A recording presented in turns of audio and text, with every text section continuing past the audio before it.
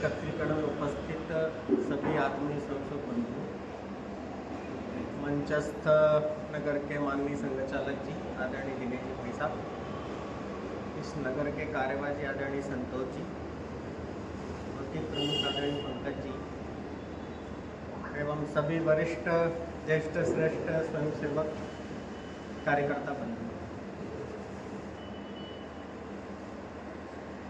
बौद्धिक एकत्रीकरण हमारी कार्य पद्धति का ही हिस्सा है। दो प्रकार की हमारी कार्य पद्धति है, देवनंदनी शाखा और एक नैमित्तिक कार्यक्रम, वर्ग, बैठकें, प्रशिक्षण और इस प्रकार के एकत्रीकरण। सभी कार्यक्रमों का उद्देश्य एक ही है, स्वयं सेवकों पर संस्कार करना। अभी ये 15 अगस्त संपन्न हुआ कार्यक्रम हमने मनाया। इसी कड़ी में ये हम 14 अगस्त को अखंड भारत संकल्प दिवस ये मनाते हैं। तो इस बौद्धिक एकत्रीकरण का विषय भी अखंड भारत संकल्प दिवस ही है, ये है ना। 14 अगस्त की काला रात्रि ये भारत का इतिहास का एक काला पृष्ठ है। एक प्रकार से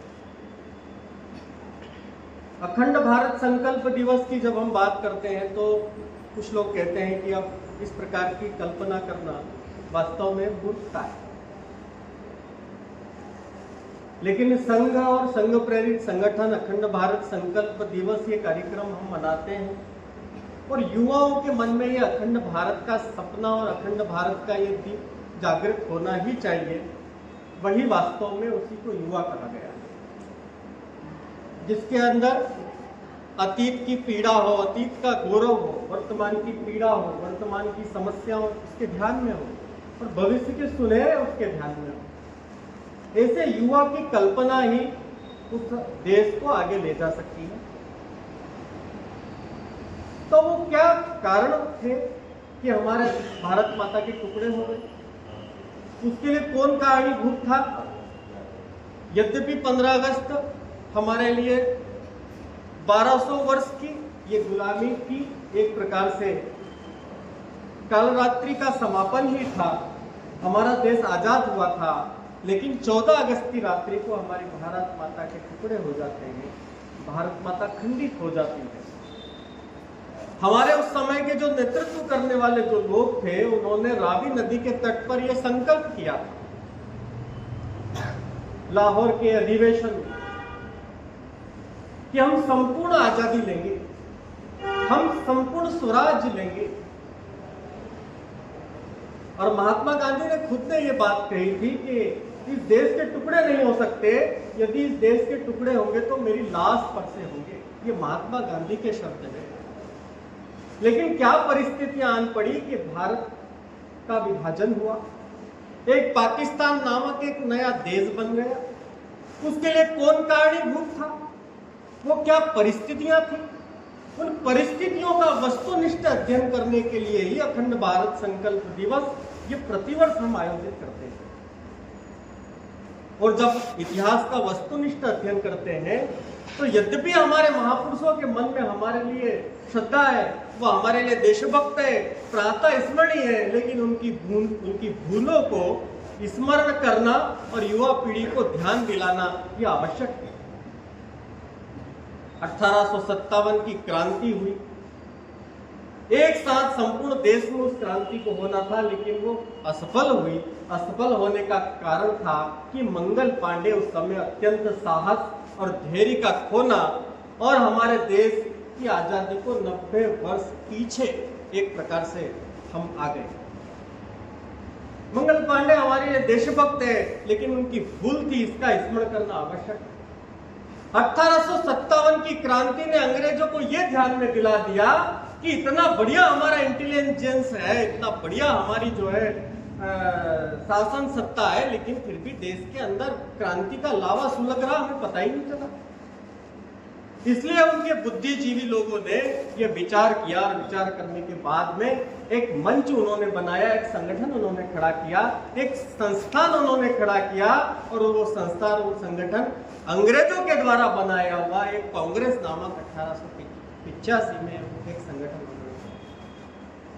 और कांग्रेस नामक वो संगठन, उसका केवल और केवल यही काम था कि देश के अंदर के क्रांतिकारी और भारत के भारतीयों के अंदर इन अंग्रेजों के खिलाफ कोई आग सुलग रही है, कोई अग्नि प्रज्वलित हो रही है, तो उसको सेफ्टी वाल की तरह उस दबाव को निकालने का काम और हमारे जो है क्रांतिकारियों को दबाने का काम, इस प्रकार से ये कांग्रेस उस समय संगठन अंग्रेजों ने अपने लिए खड़ा किया और वो काम कर भी रही।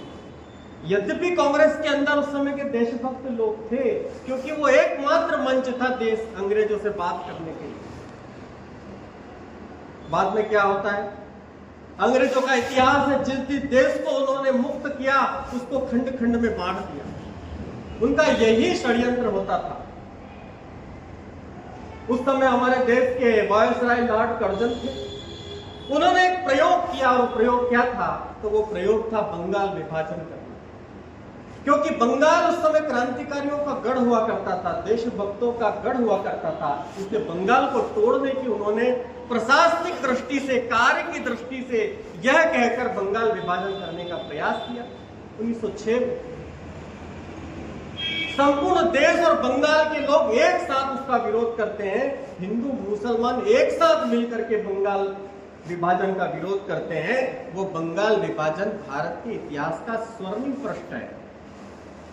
सारा देश एकजुट होकर के विरोध करता है और अंततोगत्वा 1911 में बंगाल विभाजन को विरोध के कारण वापस लेना पड़ा। उसी समय लॉर्ड कर्जन रिटायर्ड होते हैं और लॉर्ड मिंटो उस समय जो है वायसराय थे। लॉर्ड मिंटो मोरले को पत्र लिखते हैं और कहते हैं, मिंटो मोरले एक पृष्ठ एक अध्याय किया और कहते हैं कि हिंदू मुस्लिम की एकता भारत में जो है बहुत बढ़ रही है, इस खाई को हमको पाटना है, ये जो है और बढ़ाना है इस खाई को। इसके लिए क्या किया जाए, तो फिर उन्होंने एक नया संगठन खड़ा कर दिया। बौद्धिक दृष्टि से कुछ मुसलमानों को लेकर के सर सैयद अहमद खां उस समय के थे, मोहम्मद अली जिन्ना आगा खां, ऐसे कुछ उस समय मुस्लिम जो नेता हुआ करते थे देश की आजादी के लिए लड़ने वाले, उन लोगों को लेकर के मुस्लिम लीग 1906 में उन्होंने खड़ी कर दी। मुस्लिम लीग मुस्लिमों के अधिकार के लिए लड़ने वाला एक मंच बन गया और वो मुस्लिम लीग बंगाल विभाजन का विरोध करने वाले जो लोग थे उनका विरोध करने लगे। अब बंगाल विभाजन का विरोध पूरे देश भर में हुआ तो बंगाल विभाजन रोका गया, देश की उसमें एक प्रकार से विजय हुई और मुस्लिम लीग एक प्रकार से निष्प्रभावी हो गई, उसका कोई प्रभाव नहीं रहा। लेकिन परिणाम क्या होता है कि 1911 में वो वापस लिया। 1914 के अंदर प्रथम विश्व युद्ध प्रारंभ होता है और उस समय तुर्क के खलीफे को पदच्युत कर दिया था वहां के कमाल पाशा ने। बड़ा अत्याचारी अन्यायी शासक था, मुसलमानों का धर्मगुरु था। अब तुर्क के खलीफा को हटाया है, लेकिन भारत के मुसलमान उस तुर्क के खलीफा को पुनः बिठाने के लिए यहाँ पर खिलाफत आंदोलन करते हैं। हमने खिलाफत आंदोलन पढ़ा इतिहास के अंदर। लोगों को लगता है खिलाफत आंदोलन अंग्रेजों के खिलाफ था, अंग्रेजों के खिलाफ नहीं था। कई कोसों दूर तुर्कस्तान के खलीफा को हटाया, भारत के अंदर उन्होंने आंदोलन करा, लेकिन हमारे उस समय के नेतृत्व की भूल ये रही कि महात्मा गांधी स्वयं उस आंदोलन में चले गए सहयोग करने के लिए। जो मुस्लिम लीग मतप्राय हो गई थी, उस मुस्लिम लीग में प्राण फूंक दिए महात्मा गांधी ने और मुस्लिम लीग के नेतृत्व में खिलाफत आंदोलन भारत के अंदर हुआ। और जो उस समय कांग्रेस के राष्ट्रवादी कुछ लोग थे, राजगोपालचारी वगैरह, उन्होंने विरोध किया गांधी जी का, क्या आप इनके साथ समझ जाइए। यहां तक कि मोहम्मद अली जिन्ना, वो कभी उसने नमाज नहीं पढ़ी, कभी वो मस्जिद में नहीं गया, वो कट्टर इस्लामिक व्यक्ति नहीं था, वो राष्ट्रीय भाव वाला व्यक्तित्व था। लेकिन जब उसको ही लगा, उसने भी गांधी जी को कहा कि आप इन लोगों के साथ में मत जाइए। लेकिन जब उसको लगा कि मैं अलग थलग जा रहा हूं, महात्मा गांधी मुस्लिमों के नेता बनने जा रहे हैं, तो मैं ही क्यों ना नेतृत्व करूं। और फिर वो कट्टर लीगी व्यक्ति बनता है और पूरे पुरजोर से मुस्लिम लीग को खड़ा करता है और मुसलमानों का एक प्रकार से वो सर्वे सर्वा बन जाता है। खिलाफत आंदोलन के विरोध में कुछ लोग यहां से तुर्किस्तान भी जाते हैं और वहां उसको कमाल पाशा को बोलते हैं कि हम भारत से आए हैं, आप वापस जो है उस खलीफा को गद्दी पर बिठाइए। तो कमाल पाशा कहता है कहां से आए हो? भारत से आए हो। भारत से आए हो तो महात्मा गांधी को हमारा प्रणाम बोलना और वापस जाओ, तुम लोगों ने अंग्रेजों का साथ दिया है, गद्दारी करी है, हम तुम्हारी बात मानने वाले नहीं। वापस भारत के अंदर आते हैं और कहते हैं खिलाफत आंदोलन सफल हो गया, अब ये दारुल हरब है ये देश, इसको हमको दारुल इस्लाम करना है। और दारुल इस्लाम के नाम पर देश के अंदर दंगे होते हैं। केरल और दक्षिण भारत के अंदर मोपला कांड होता है। आप वीर सावरकर की पुस्तक पढ़िए, वीर सावरकर की मोपला। इस प्रकार का जो है हिंदुओं पर अत्याचार होता है, बहन बेटियों के साथ बलात् अपहरण होते हैं, हिंदुओं के घर जला दिए जाते हैं और हिंदू मुस्लिम दंगे पूरे भारत के अंदर छिड़ जाते हैं। भारी मात्रा में हिंदुओं को मुसलमान बनाया जाता है, मार मार कर, डरा डरा कर। उस समय श्रद्धानंद नाम के एक देशभक्त संत सामने आते हैं और वो हिंदुओं की घर वापसी प्रारंभ करते हैं। जो लोग मुसलमान बन गए थे उनको वापस हिंदू। अब श्रद्धानंद की इस गति को देख करके मुस्लिम लीग को तकलीफ होती है और मुस्लिम लीग के ही एक कार्यकर्ता अब्दुल रशीद नाम का व्यक्ति, जब श्रद्धानंद जी अस्वस्थ थे, हॉस्पिटल के अंदर भर्ती थे, वो गोली मार के हत्या कर देता है। 3 गोली मारता है। वो अब्दुल रशीद गोली मार देता है, उस पर अभियोग चलता है, केस चलता है, उसको फांसी की सजा होती है। पूरे भारत के मुसलमान उसके लिए पैसा इकट्ठा करते हैं, उसको शहीद का दर्जा दे देते हैं और देवबंद के लिए उसके लिए नमाज अदा की जाती है। अब्दुल रशीद को फांसी होती है अभियोग के तहत।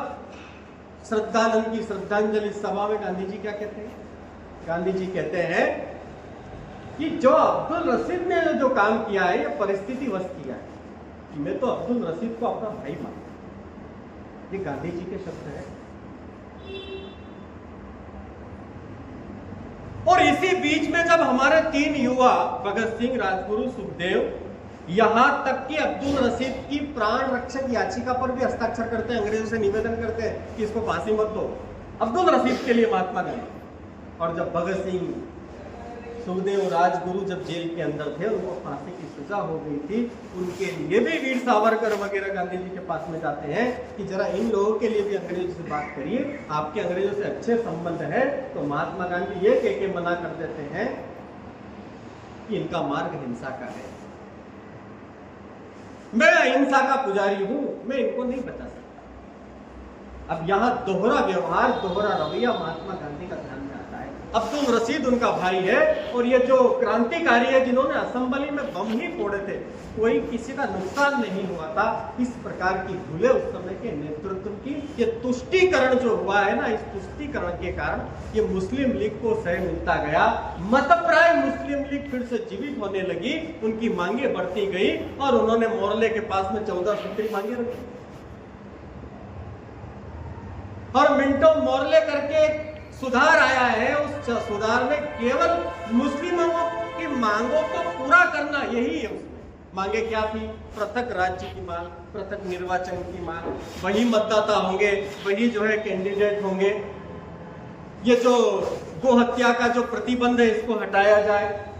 इस प्रकार की अनावश्यक मांगों को अंग्रेजों ने मान लिया और अंग्रेजों ने तो मान लिया था, एक प्रकार से उस समय के नेतृत्व ने भी स्वीकार कर लिया। मुस्लिम लीग को कहते थे, जिन्ना को कहते थे, लॉर्ड माउंटबेटन उस समय अंतिम वायसराय थे कि हमने देश आपसे लिया, हम आपको ही देंगे। और गांधी जी और नेहरू जी को कहते थे कि आप मिलकर के आ जाइए, हम आजाद करने के लिए तैयार हैं। कांग्रेस का अधिवेशन होता था, वंदे मातरम से प्रारंभ होता था। लाहौर का अधिवेशन हुआ, एक साथ मुस्लिम लीग और कांग्रेस का एक साथ अधिवेशन होता है। यानी इतना उनको जो है एक प्रकार से सह दे दिया था कि उस कांग्रेस के अधिवेशन की अध्यक्षता मोहम्मद अली जिन्ना कर रहे। पंडित विष्णु पंत पुलस्कर को उस अधिवेशन में वंदे मातरम के लिए बुलाया गया।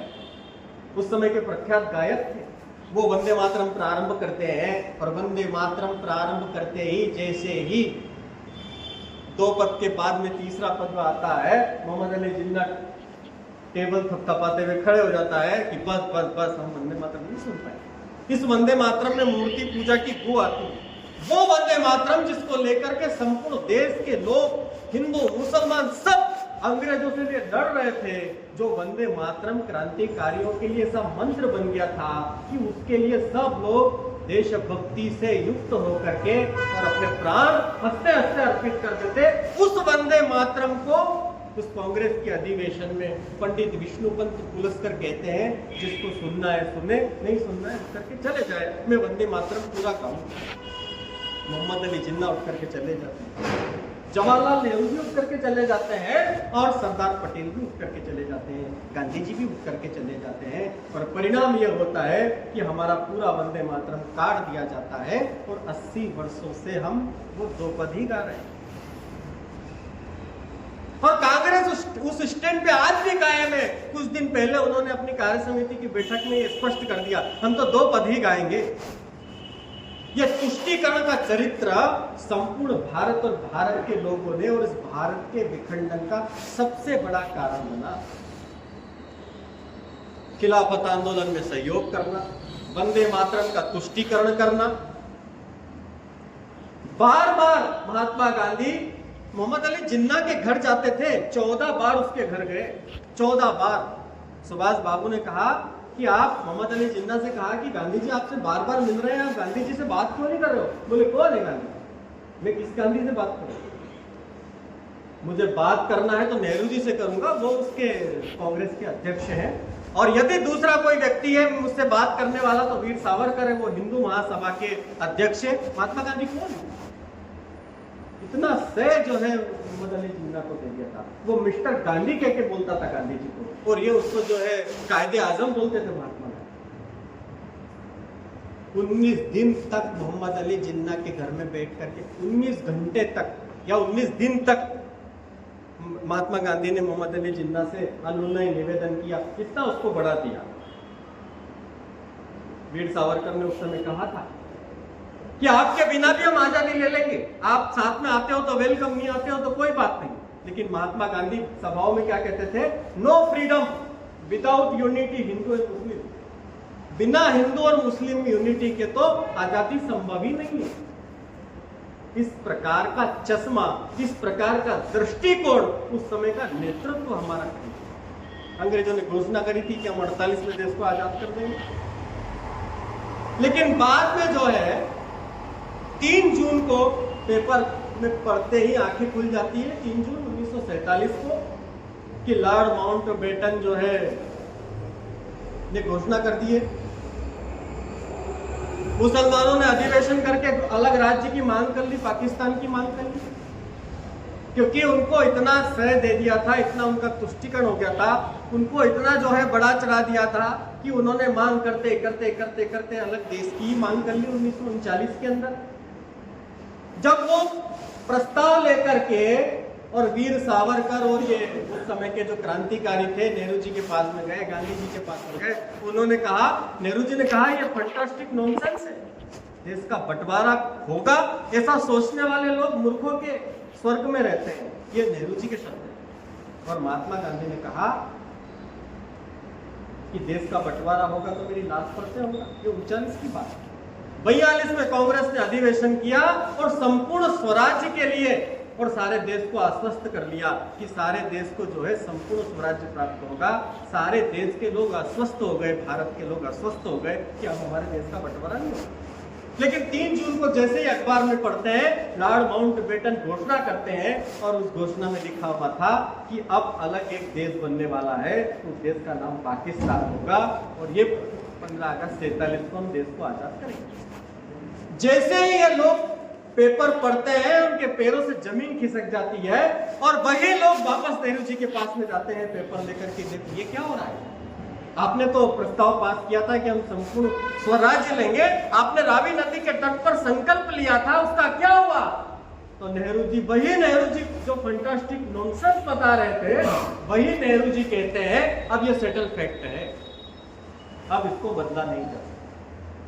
वो क्या मजबूरियां थी, क्योंकि जवाहरलाल नेहरू को भी देश का प्रधानमंत्री बनना था और मोहम्मद अली जिन्ना को भी देश का प्रधानमंत्री बनना था। ये सत्ता के सुख की लालसा, ये मुस्लिमों के तुष्टीकरण की लालसा यहां तक ले आई कि 14 अगस्त की मध्य रात्रि को इस भारत माता की भुजाएं कट गई। गुरुजी अपने वक्तव्य में कहा करते थे, संघ के द्वितीय सरसंघचालक, कि वो जब एक बार आगरा के प्रवास पर थे, रेलवे स्टेशन कार्यकर्ता उनको छोड़ने के लिए आते हैं और बहुत सारे कार्यकर्ता उनके साथ में होते हैं। उस रेलवे स्टेशन पर एक पागल व्यक्ति है जिसके बड़े बड़े बाल है, फटे हुए शरीर है, कई महीनों से नहाया नहीं, बाल जड़ हो चुके हैं, उसके पास से बदबू आती है। ऐसा व्यक्ति जिससे लोग डरते हैं, बड़ा विशालकाय उसका शरीर है। वो व्यक्ति रेलवे स्टेशन पर गुरुजी की ओर बढ़ता है, कार्यकर्ता उनका घेरा बना लेते हैं, कहीं गुरुजी को ये नुकसान ना पहुंचा दे। गुरुजी खड़े होते हैं, उस पागल की ओर बढ़ते हैं, दोनों का आमना सामना होता है और वो पागल गुरुजी के पैर में पड़ करके फूट फूट कर रोने लगता है, फूट फूट कर रोने लगता है, इतना रोने लगता है, इतना रोने लगता है मानो कई महीनों से वो रोया ही नहीं। गुरुजी उसको गले से लगाते हैं और गुरुजी कार्यकर्ताओं को बताते हैं कि ये वो कार्यकर्ता है जो भारत माता के टुकड़े होने के कारण पागल हो गया।